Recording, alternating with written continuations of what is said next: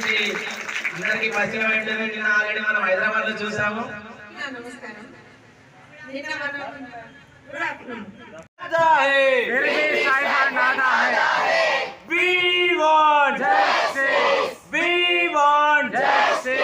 ఉద్యమాల ఉద్యమ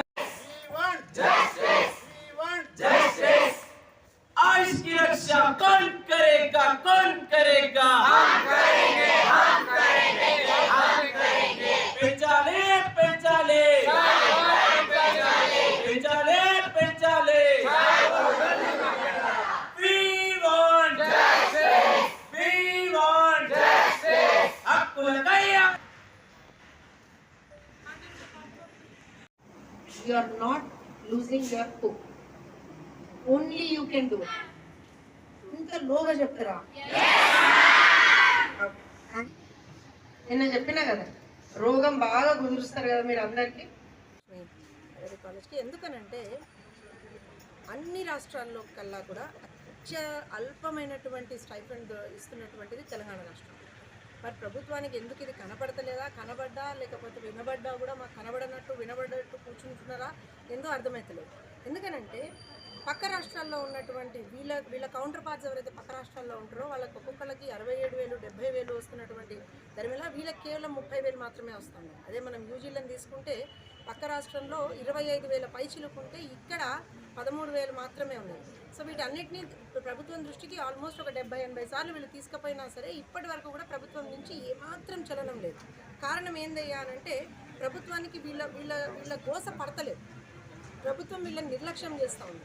నిన్న ఇందిరా పార్క్లో ఒక మహా ధర్నాను ఆర్గనైజ్ చేసినాము. అక్కడ కూడా మొత్తం ఒక 1000 మందికి పైగా డాక్టర్లు వచ్చి వాళ్ళు అక్యుములేట్ అయ్యి వాళ్ళు చెప్పిండ్రు. అయినా సరే ప్రభుత్వం ఇంకా కూడా అదే గుడ్డి ధోరణిని అదే పిచ్చి ధోరణిని అవలంబిస్తుంటే ఖచ్చితంగా ఉద్యమాన్ని ఇంకా ఉధృత రూపం దాల్స్తాం. ఎందుకనంటే ఇవాళ రోజున తెలంగాణలో ఉన్నటువంటి ఆయుష్ వైద్యుల పక్షాన ప్రతి ఒక్కళ్ళు ప్రజలందరూ కూడా నిలబడాల్సినటువంటి అవసరం ఉంది. 1 కాదు 2 కాదు 10 ఏళ్ల నుంచి వాళ్ళ సొంత ఏమంటారు అని అంటే దీని గురించి మాత్రమే వాళ్ళు కొట్లాడతలేరు. వాళ్ళ డిగ్నిటీ గురించి, వాళ్ళ గౌరవం గురించి, ఏదో డబ్బుల గురించి కాదు వాళ్ళ కొట్లాట. మా డిగ్నిటీ, మా గౌరవం గురించి మా కొట్లాట అని వాళ్ళు చెప్తా ఉన్నారు. నిజమే కదా, వేరే వైద్యులు చేసే పనే వీళ్ళు చేస్తారు, వేరే వైద్యులు పుట్టిన్ చేసే ఎఫర్ట్సే వీళ్ళు పుట్టిన్ చేస్తారు, వేరే వైద్యులు పని చేసిన గంటలే వీళ్ళు పని చేస్తారు. మరి వీళ్ళకి తేడా ఎందుకు అనేటువంటి దాన్ని గవర్నమెంట్ అర్థం చేసుకోవాల్సినటువంటి అవసరం ఉంది. అట్లనే తీసుకుంటే దేశంలో ఎక్కడా లేనటువంటి అత్యధికంగా తక్కువగా ఉన్నటువంటి రాష్ట్రం ఏదైనా ఉందంటే తెలంగాణ. ఎందుకు అనేటువంటిది ప్రభుత్వం చెప్పాలి.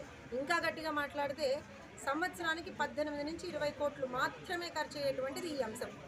కేవలం 18 నుంచి 20 కోట్లు అంటే ప్రభుత్వం దగ్గర ఆ 18-20 కోట్లు మన తెలంగాణ బిడ్డలకు ఇవ్వడానికి లేవా, లేకపోతే ఉన్నా సరే వీళ్ళు ఏం చేస్తారులే అనేటువంటి ఒక నిర్లక్ష్యపు ధోరణ అనేటువంటి ప్రభుత్వం చెప్పాల్సినటువంటి అవసరం ఉంది. ముఖ్యంగా కాంగ్రెస్ పార్టీ వాళ్ళ ప్రభుత్వంలో ఉన్నారు. అయ్యా మీరు ప్రతిపక్షంలో ఉన్నప్పుడు అప్పుడు ప్రభుత్వంలో ఉన్నటువంటి బీఆర్ఎస్ పార్టీని మీరే విమర్శించిండ్రు, అసెంబ్లీ సాక్షిగా మీరే మాట్లాడిండ్రు. ఆ రోజున మేము మాట్లాడినాం తెలుగుదేశం పార్టీగా, ఆ రోజున చెప్పినాం, ఇవాళ చెప్తున్నాము. కానీ మీరు ఆ రోజున ప్రతిపక్షంలో ఉన్నప్పుడు లేదు మేము ప్రభుత్వంలోకి రాగానే చేసేస్తామంటారు. 2.5 సంవత్సరాలు మీరు ప్రభుత్వంలోకి వచ్చి ఏం చేస్తున్నారు? పిల్లల గోస వినపడతలేదా? పిల్లల కష్టం కనపడతలేదా? పిల్లలు చేసేటువంటి ఈ బాధ, వాళ్ళ మనసుల్లో ఉన్నటువంటి బాధ కనపడతలేదా? 13,000తోటి హైదరాబాద్ లాంటి నగరంలోనో లేకపోతే వరంగల్ లాంటి నగరంలోనే బతకగలుగుతారా? మీ ఎమ్మెల్యేలు బతుకుతారా? ముఖ్యమంత్రి గారు బతకగలుగుతారా? మరి మీరు బతికితే చెప్పుంటే వాళ్ళు కూడా బతుకుతారు. మరి అదే 13,000లో మీకు ఒక న్యాయం, వాళ్ళకు ఒక న్యాయం. మీ జీతభత్యాలను మీరు 1 నెల కూడా డిలేడ్గా తీసుకోరు, 1 రోజు కూడా డిలేడ్గా తీసుకోరు.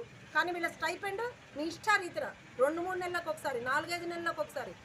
సో ఖచ్చితంగా ఇవాళ వీళ్ళకు ఉన్నటువంటి 2 మేజర్ డిమాండ్స్ ఖచ్చితంగా ప్రభుత్వం దగ్గర ఇంకొక ఆప్షన్ లేదు, మీరు ఒప్పుకోవాల్సిందే. ఎందుకంటే వాళ్ళ న్యాయపరమైనటువంటి డిమాండ్లు. వాళ్ళు ఏమి కొండ మీద పోతుంది తెచ్చి ఇమ్మని అడుగుతలేరు.